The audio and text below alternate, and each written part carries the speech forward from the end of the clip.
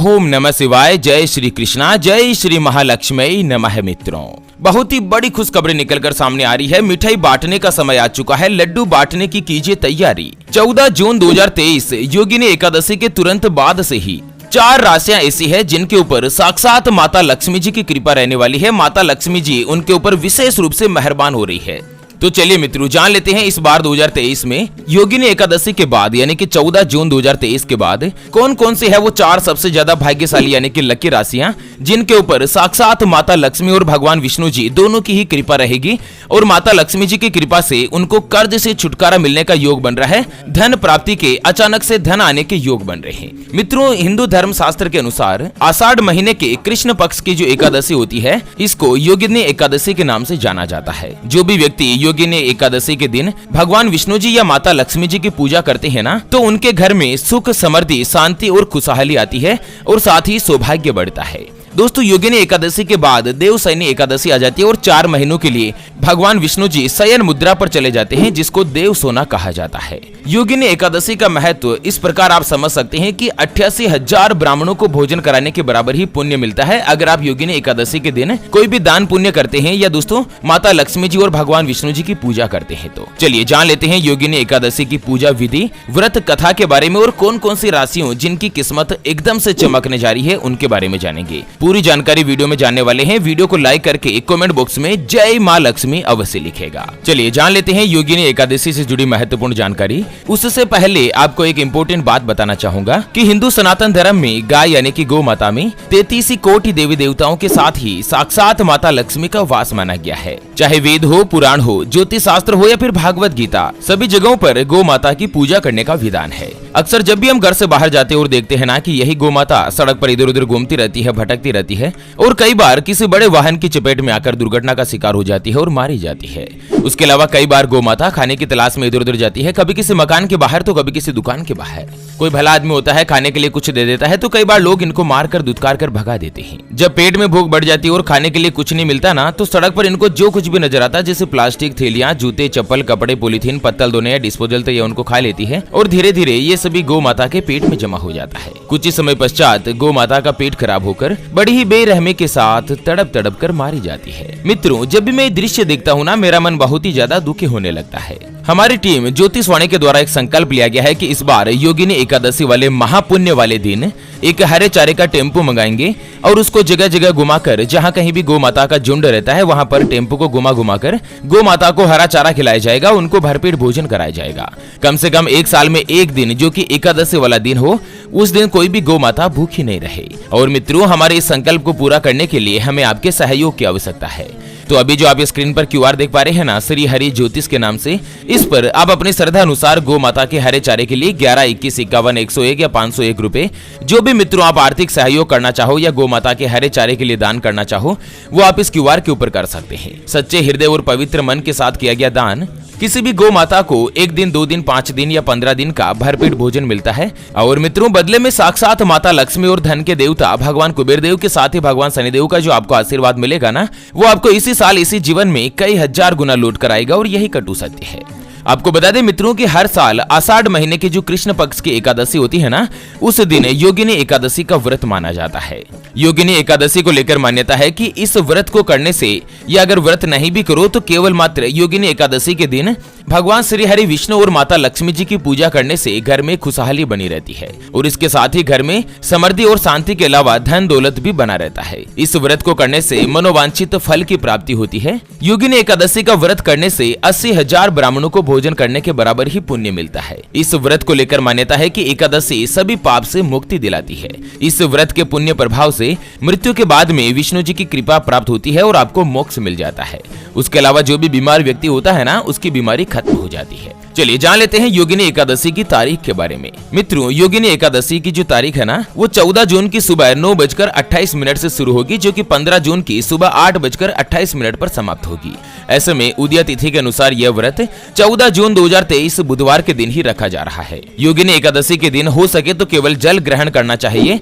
इस दिन भगवान विष्णु और माता लक्ष्मी जी की पूजा की जाती है और इसी के साथ दान दक्षिणा करने के साथ ही विष्णु और शिव जी की उपासना भी की जाती है।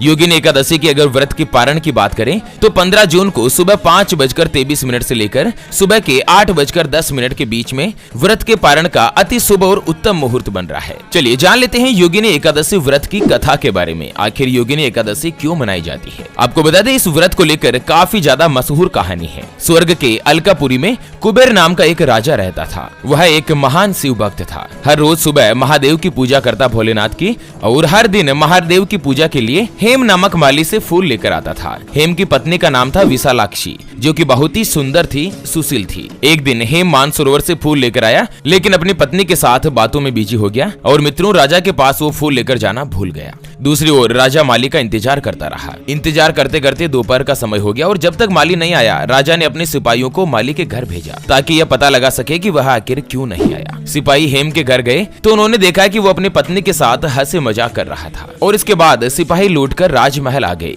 उन्होंने राजा को सभी बात बताई कि हेम माली अपनी पत्नी के साथ बातों में इतना ज्यादा व्यस्त है कि महान शिव के लिए फूल लाना भूल गया है, और इस बात पर राजा काफी ज्यादा नाराज हो गए। उन्होंने हेम को दरबार में बुलाया और वह दरबार में डर से कांप रहा था। राजा ने क्रोध में कहा कि तुम पापी और अधर्मी हो, शिव पूजा के लिए फूल लेकर नहीं आए, तुमने भगवान भोलेनाथ का अनादर किया है और इसी कारण तुम श्राप के योग्य भी हो। और उसके तुरंत बाद राजा ने हेम माली को श्राप दिया कि वह पृथ्वी लोक पर जाकर कोटी होगा और पत्नी का वियोग सहन करेगा। श्राप के प्रभाव से हेम माली की स्थिति काफी ज्यादा खराब हो गई। वो माली इधर उधर भटकता रहा। एक दिन वो माली मार्कंडेय ऋषि के आश्रम में जा पहुंचा और महान ब्रह्म ऋषि को अपनी पूरी व्यथा सुनाई। ऋषि ने अपनी शक्ति से उस माली के दुखी होने का कारण जाना। तब उन्होंने माली को योगिनी एकादशी व्रत करने के लिए कहा। व्रत के प्रभाव से हेम माली कोढ़ होने के श्राप से मुक्त हो गया और उसको मोक्ष की प्राप्ति हुई। तो इस प्रकार मित्रों आप जान चुके हैं कि आखिर योगिनी एकादशी का जो व्रत करने का महत्व कितने गुना ज्यादा है। चलिए जान लेते हैं योगिनी एकादशी के बाद किन किन राशियों का भाग्य उदय होने जा रहा है। माता लक्ष्मी जी की उनके ऊपर विशेष रूप से कृपा बनने जा रही है। उससे पहले आपको एक महत्वपूर्ण बात बताना चाहूंगा कि जिंदगी में आप कई ऐसे लोगों से मिले होंगे जो कि बहुत ही ज्यादा मेहनत करते हैं, तो वहीं कुछ लोग आपको ऐसे भी मिले होंगे जो बहुत कम मेहनत करने के बावजूद भी बहुत ही आगे तक पहुंच जाते हैं। वहीं आप जिंदगी में कुछ ऐसे लोगों से भी मिले होंगे जो पूरी उम्र भर मेहनत करते ही रहते हैं, लेकिन आखिर वो हासिल नहीं कर पाते जिनके वो हकदार होते हैं, यानी कि जीवन उनका गरीबी में ही निकल जाता। मित्रों ये ग्रहों का खेल नहीं तो और क्या है, और इसी के समाधान के लिए हमारे गुरुजी आप तक लेकर आए हैं आपके अपने जीवन के बारे में व्यक्तिगत यानी कि पर्सनलाइज्ड कुंडली, जिससे आप घर बैठे यह पता लगा सकेंगे कि आपके 9 ग्रह आपके बारे में क्या कहना चाहते हैं, कि आपकी कुंडली यानी कि किस्मत में कोई दोष तो नहीं, कोई ग्रह आपके लिए कमजोर तो नहीं, और उसको मजबूत करने का उपाय क्या है, आपका भाग्य उदय कब होगा, जीवन में परेशानियां कब खत्म होगी, अच्छे दिन कब आएंगे, कौन सा रत्न पहनना आपके लिए फायदेमंद है, आपके प्रधान देवी देवता कौन है, उसके बारे में कंप्लीट जानकारी हम आपको कुंडली रिपोर्ट में बताने जा रहे हैं, जिसको अभी जो आप स्क्रीन पर नंबर देख पा रहे हैं ना, उसके ऊपर व्हाट्सएप पर संपर्क करके आप हमारे गुरुजी से बात कर सकते हैं और अपने भविष्य की कुंडली के बारे में जान सकते हैं। और हाँ मित्रों, कुंडली बनवाना या गुरुजी को कुंडली दिखाना फ्री नहीं होता है, इसके लिए 251 रुपए की फीस देनी होती है।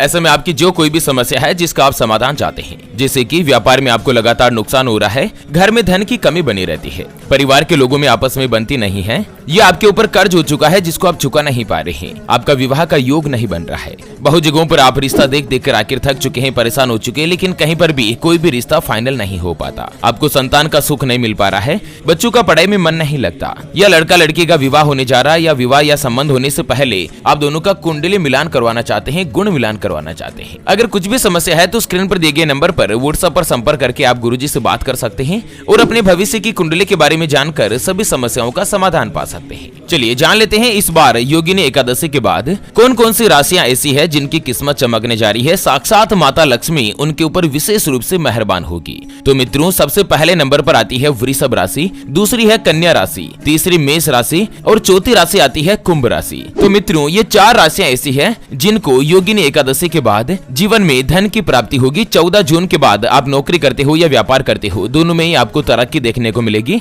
आपका भाग्य उदय होगा, आर्थिक स्थिति मजबूत होगी और साथ ही धन संबंधी लगभग जो परेशानियां है वो दूर होगी।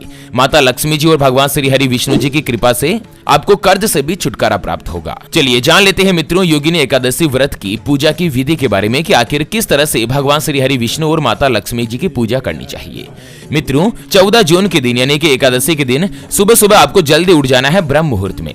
सूर्योदय से पहले उठकर स्नान आदि कार्यों से निवृत्त हो जाए और इसके बाद हो सके तो पीले वस्त्र धारण करें और इसके साथ ही भगवान विष्णु जी के साथ साथ समस्त देवी देवताओं का गंगा जल से अभिषेक करें। भगवान विष्णु जी को फूल और तुलसी अर्पित करें, फिर भगवान विष्णु जी के सामने घी का दीपक लगाएं और उसके अलावा हो सके मित्रों तो विष्णु सहस्त्र नाम का पाठ भी करें और इसके साथ ही ओम नमो भगवते वासुदेवाय नमः इस मंत्र का 108 बार जाप करें।